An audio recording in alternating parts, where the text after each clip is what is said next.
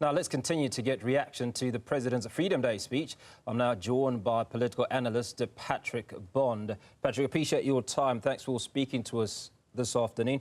Just give us a sense of your assessment of progress made in the last 30 years.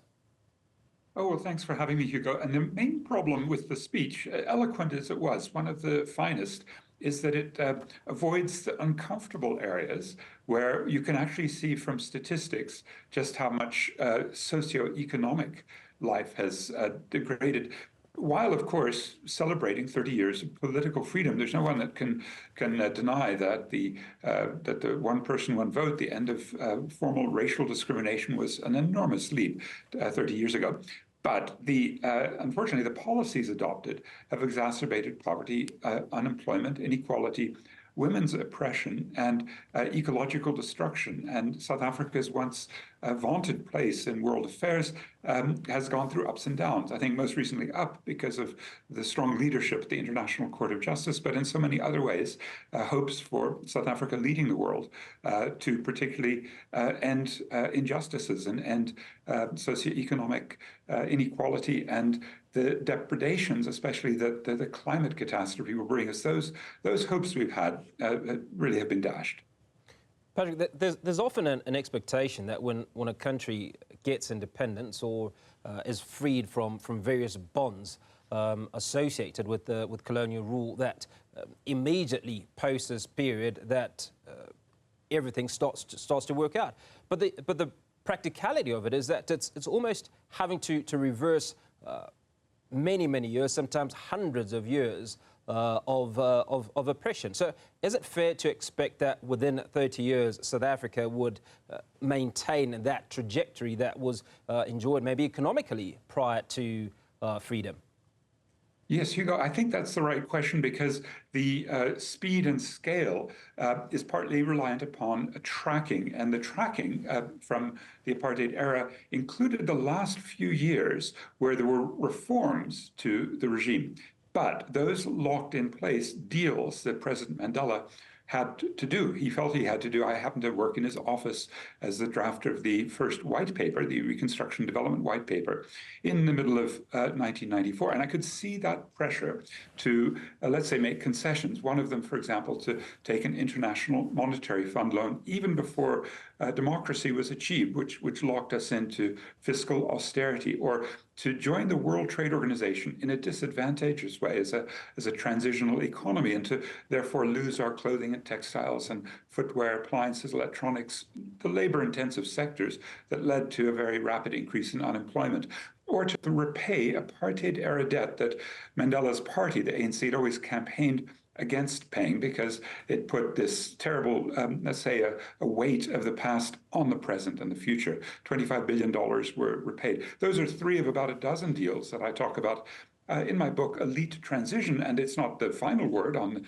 the concessions, but it does help explain, as you say, the weight of the past as a nightmare on the current conditions that we still face. But, you know, even after those conditions fell away, the deals were done, much more could have been done to, let's say, revive an economy bottom up rather than to have, say, massive corporate tax cuts, 52.5% back in 1992. Now that corporate tax rate just 27%. There could have been much more money spread around, much more rapid and durable applications of the RDP and Freedom Charter promises, especially for those services that we saw from Kliptown are still lacking. You know, it's not just that electricity's been installed, but it's that the price has gone so high as to affect cutoffs. Women are in the kitchen cooking, going back not to turning on a clean hot plate with electricity, but going back to using coal and firewood and paraffin. And those are the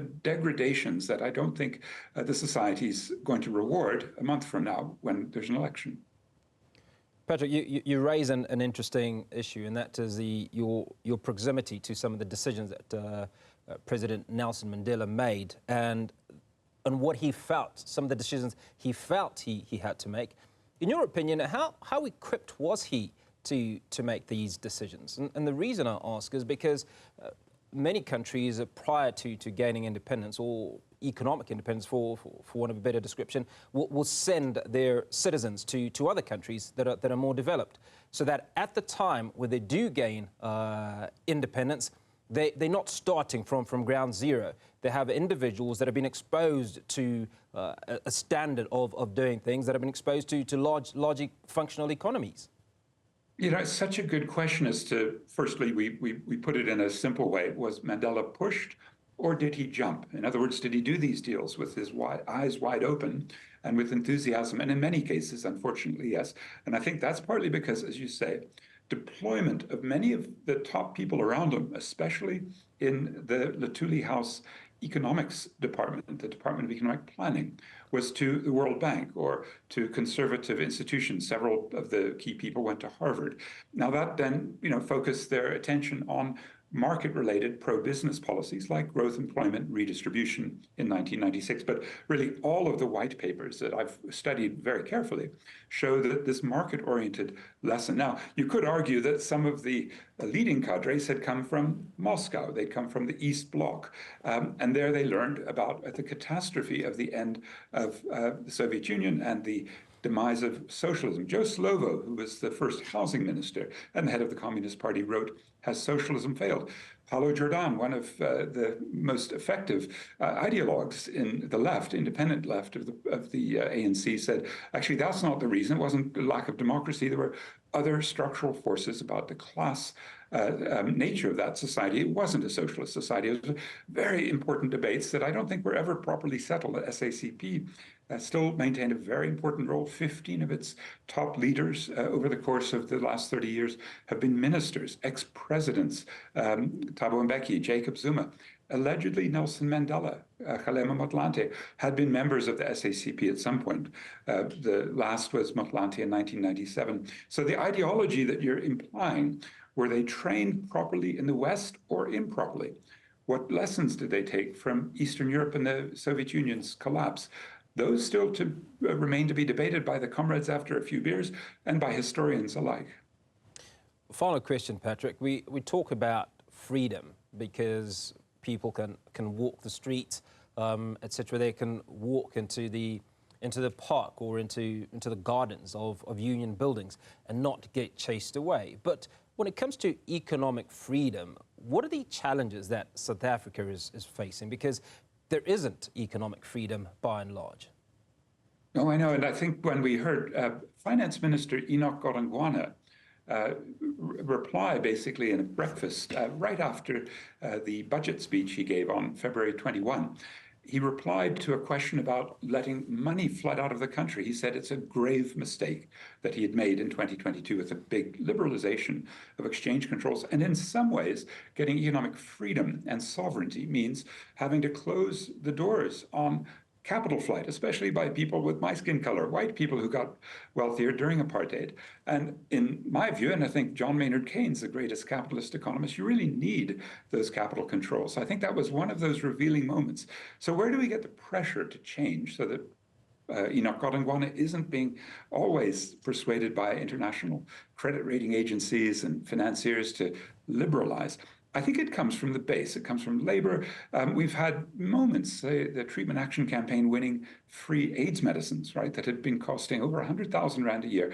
And our life expectancy, once they were provided in the public sector, over the objections of Thabo Mbeki, the then president, our life expectancy here went from 52 to 65 over that 14 years after, just before COVID, when AIDS medicines became free from the state. Now, those are the sorts of gains, or in my University of Johannesburg, the fees must fall movement brought in a new layer of lower middle class, working class kids who are moving up through the ranks. Those are the sort of success stories. Sometimes you get free electricity, free water through a government policy. It's not all that effective, but there are little moments where you really feel, well, economic pressure from above, that is the financiers, World Bank and IMF, who have been making loans to South Africa and putting conditions on them, on the one hand, being, let's say, cancelled or sometimes at least mitigated a bit by pressure from grassroots, the civil society, and, uncivil society, who get out and protest in this country pretty much as